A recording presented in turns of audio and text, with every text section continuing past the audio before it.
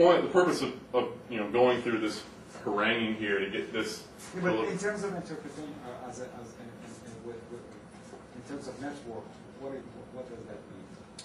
It means that he's a key actor.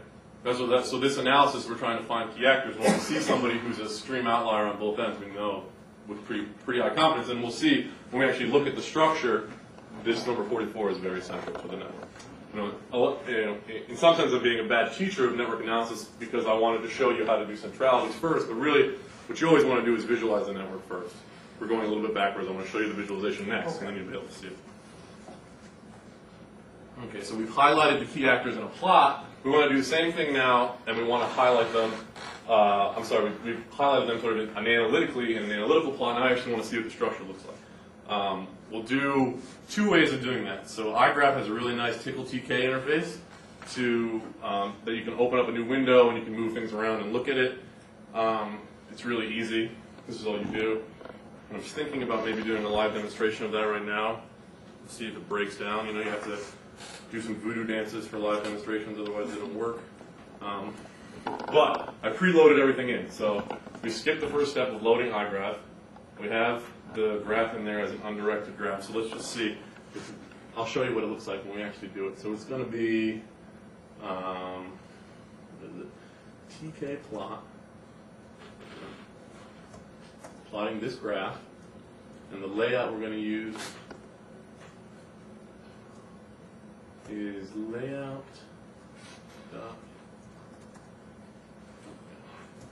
And that's it. And now this will open up an X11 window. There it is. Make this nice and big. We go up here and we say fit to screen. And it should, yeah. So now we're looking at the network data. And I just wanted to show you this because this is, if you were going to use igraph to do a lot of social network analysis, that would probably be the first step that you did every time. So you would load up the data and then see what it looked like. So as we're looking around here, these are, it's nice, you can highlight the edges, you can turn them into different, make them dotted lines, whatever you like. There's also a bunch of other layout options in here.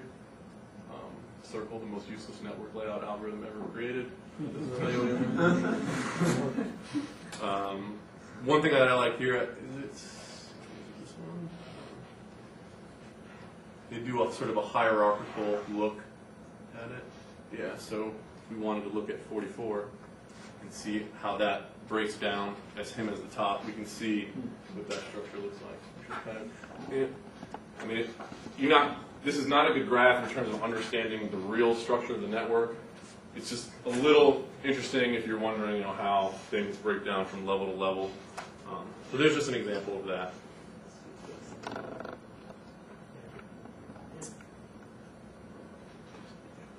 All right. But we want to take the data. We want to take the analysis that we've just done in identifying those key actors and understanding who's key based on how far away they lie from that linear line that we approximated, and then use that data in our visualization so we can really see, to answer your question, where those guys are in the network. So here's how we do it. And this is, I didn't do an aha thing here. I just thought this kind of stood for itself. But it's easy. So we just take, we just create an object for the layout of these nodes using that Frankelmann-Reingold again. We're going to use we'll iterate it 500 times now, so it's nice and pretty. And then in igraph, all of the edge and vertex data are stored in these V and E objects, and we'll see an E one in a later example. So I'm setting the size of all the nodes based on that residual data again. So we get the absolute value of that, multiply it by 10, so we just move the decimal point over 1. It makes a little bit more sense. And then we can see them. And what we end up getting when we plot it is we can see there's number 44. He's a big kahuna, very big, easy to see. And then here are the people that are directly connected to him around the outside, slightly smaller, and their labels on them. And then on the other section of the network, we see some very high between-us individuals. You can only get to the side by going through, what is that, 79. And then 79 takes to 109, and 109 gets you to the rest of this network here. So now we can see where these key actors are. And it was really easy. We just did a couple lines of R code there, and there we can see it. And one of the things I really want to put home here is that R allows you to do that analysis all under the same hood, which is really nice when you're doing this kind of stuff, trying to identify key actors. The rest of this stuff is all just plotting with labels, saving it as a PDF, so that's not really that interesting. So we'll do a couple other just quick and dirty visualization stuff. We want to find the diameter of a graph, so what's the longest geodesic that exists in this graph, and then highlight it. First, we got to get the diameter, store that, and then we're just doing the same thing again. I'm resetting the node sizes because we're using the same network data. In the step before, we had sized them one way. Now I want to reset them back to a normal, just regular size 4. Reset the width of the edges to just a 1.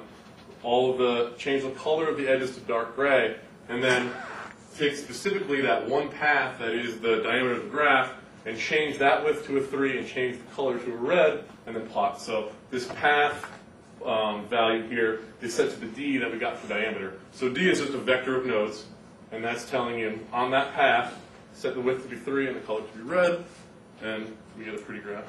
Not really that pretty because that's a little bit confusing.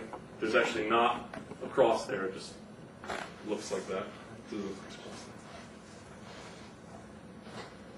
Another thing that's useful in this kind of network, where you have a lot of what we call pendants and pendant chains all along the outside, is if we want to look at where the core actors are of the most structure, we'll do something called K-core analysis, where all of these actors here that are just sort of peripheral, have one connection in, let's get rid of them to simplify the data down, and then just look at those core actors that have that central structure.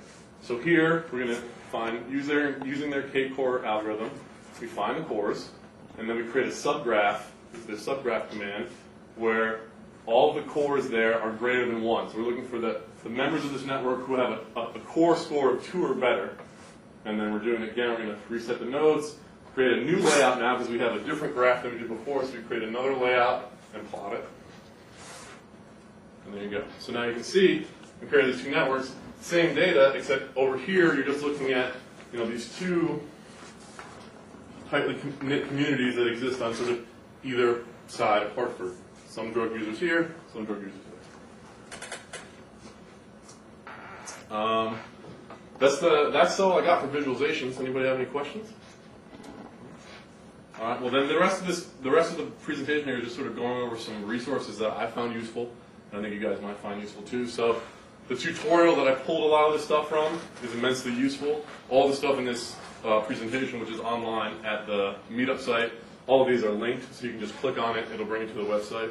Another very popular network analysis package in R is called StatNet, which is really just a conglomeration of a lot of other packages. So we talked about SNA before.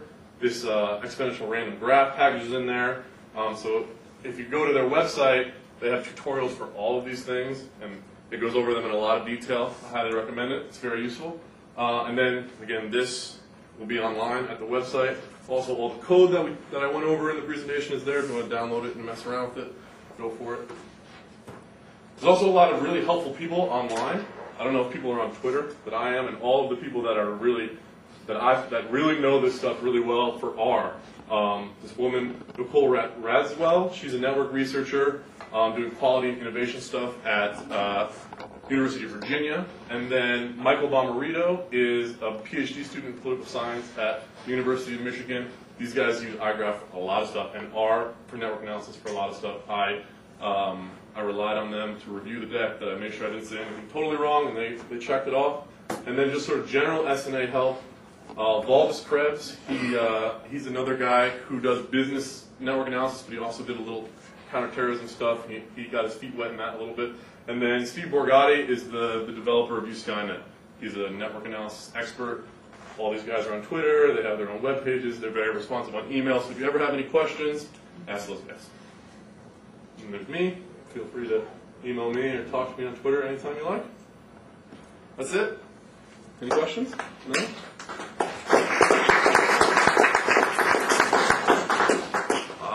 So that's it for tonight. Usually at this point, we just sort of have an open question and answer. If anybody has a general R question that they want to ask to the audience, there's usually someone in here who knows the answer.